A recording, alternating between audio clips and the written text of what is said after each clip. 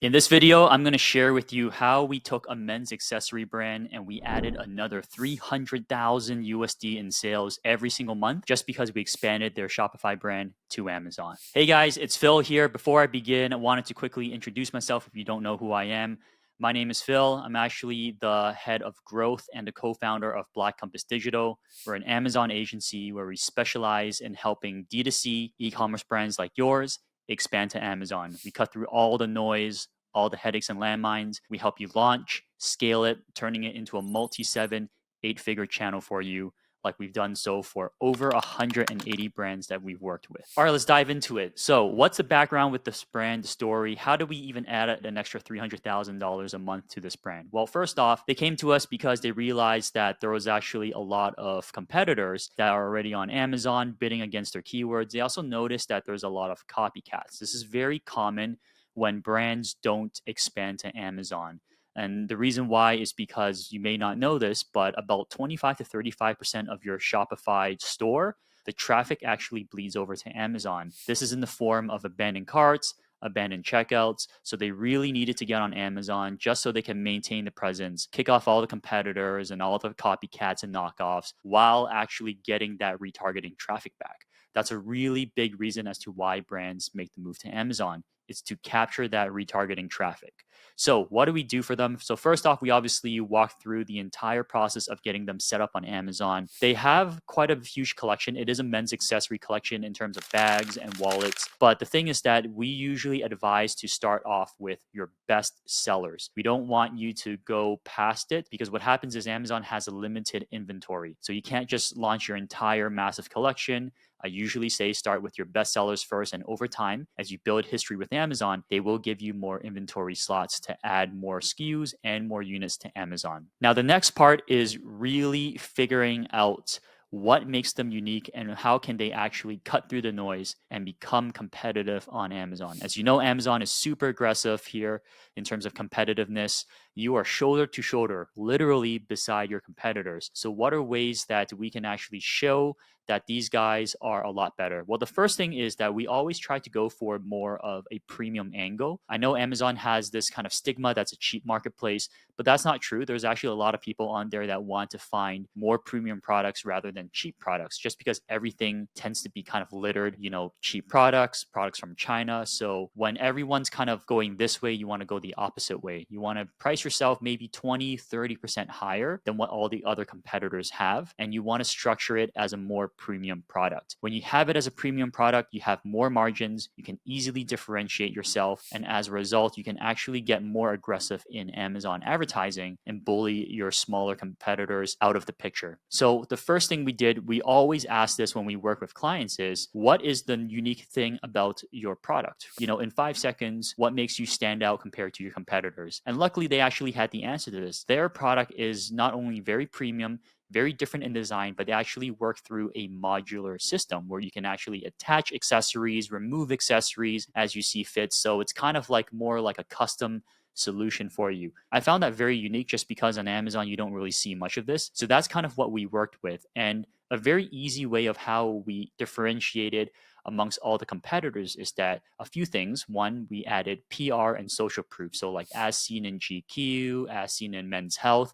This is super common. A lot of competitors don't do this. We do it because it sets you apart. The second one is that we usually ask them what their best selling feature is. And besides the modular, their construction is incredibly well done. They have I think double, triple something reinforced stitching where it's designed to be tear proof, knife proof. So we literally made the bold claimant staying 5 times more durable than competitors. Once again, it's a very arbitrary number, but we do have a lot of amazing angles and marketing material to back it up.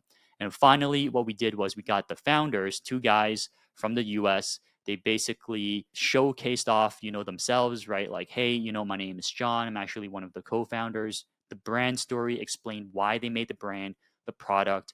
People on Amazon, believe it or not, really want to resonate with a brand.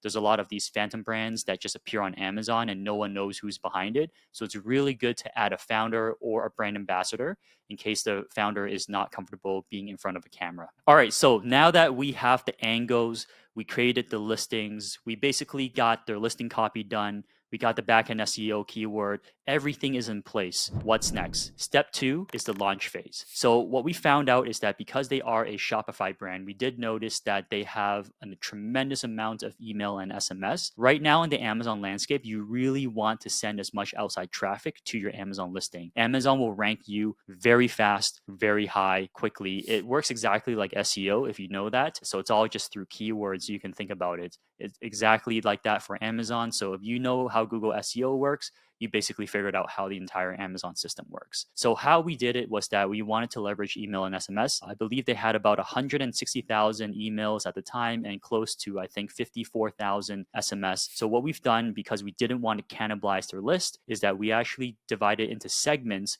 of about 5,000 per email list segment.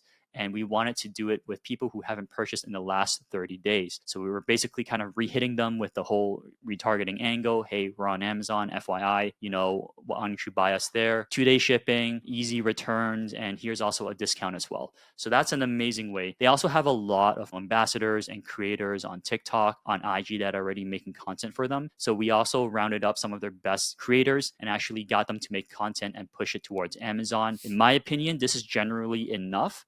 If the brand is kind of small and they don't really have a list, we do usually talk about potentially running some ads to the Amazon listing as well temporarily, just because once again, Amazon loves anything that's outside traffic. Once again, email and SMS considers it as outside traffic. They can see if it's coming from Klaviyo, PostScript, SendLane, ActiveCampaign, and that's how they attribute it. Now, in terms of the final part, the actual launch and scaling part. So they launch the emails out. We usually say launch about 5 emails, 2 teasers, 1 launch, 2 post-launch. Same with SMS. And then we obviously track and see how everything works in that sense. If it's not working that well, you would usually say run a couple more of these email segments. Another trick here too, if you are going to use email, please do not just get a massive amount of people inside the email list and just dump it into one segment. You don't want to send a lot of traffic at once to Amazon. You want to just basically drip feed it. So we usually say 2,000 to 5,000 people per segment. Don't put anything more than that. Don't put like 10,000, 20,000, because what happens is, as I mentioned earlier, you do have limited inventory. So you don't want to risk running out of stock. Now, obviously, once they launched, we immediately begun PPC. We kind of work in a very clean manner. We build them a beautiful ad system. So from automatic campaign, which is basically like prospecting campaign, if you're familiar with meta ads, and then we move those keywords out and we test it through broad and then to exact. This is essentially a funnel for us to really identify and find out which keywords have potential, which keywords can we put more spend, and just make sure it's a positive ROI when we're doing this for our clients. The beautiful thing about Amazon is that they will leverage their sales data and actually test and work with you and find out any potential keywords there is. And then obviously, once you have enough keywords, now you can basically move it and do more targeting, such as banner ads and video ads. So that's what we did. A big part of what happened after launch. So I would say probably after the honeymoon phase, after 60 days, we started moving into building them an Amazon storefront, driving it through banner ads, and then eventually we started testing it through video ads. Once again, the product resonated extremely well. It was very different in a good way on Amazon. So they cut through the noise, even though their product was, I think, 27% higher than the other competitors. At any point in time, their products were selling, at around, I would say probably, like $19 to like $22, whereas other competitors were selling it around closer to like $10, $12, $13, $14, $15, right? So they did have a bit of an increase as a result. Now, obviously, once they scaled, a big part of what actually worked, the secret sauce, is video ads. So a lot of brands actually don't take advantage of this. And the reason why is because video ads is super hard to get approved by Amazon, but we do have an amazing formula that actually allows you to get it approved in a much quicker manner. And video ads, in my opinion, are the gold mine to scaling your sales on Amazon. So really just through this, just making good decisions all the way through, and then finally just working with them, making sure they're not out of stock. Amazon is kind of like a hockey stick growth. It will take a little bit of time in the beginning, but over a while, it will eventually shoot up. So when you see here the $306,000 in monthly sales, right now, probably about 70% closer is all organic sales, meaning that someone came to Amazon probably through Shopify or TikTok and they saw their product, they bought it without clicking an ad. So right now, Amazon is actually their most profitable channel. We are planning to scale them closer to 400K by Q4 of this year in 2024. So if you're interested, if you have an e-commerce D2C brand and you really want to expand to Amazon and you want to get another 7, even 8 figures to your brand every single year, you don't have to do anything. You don't have to launch new products. Just take what you got, move it over there, shoot me a DM, contact me, book a call. Love to walk through and see what we can do for you. Cheers.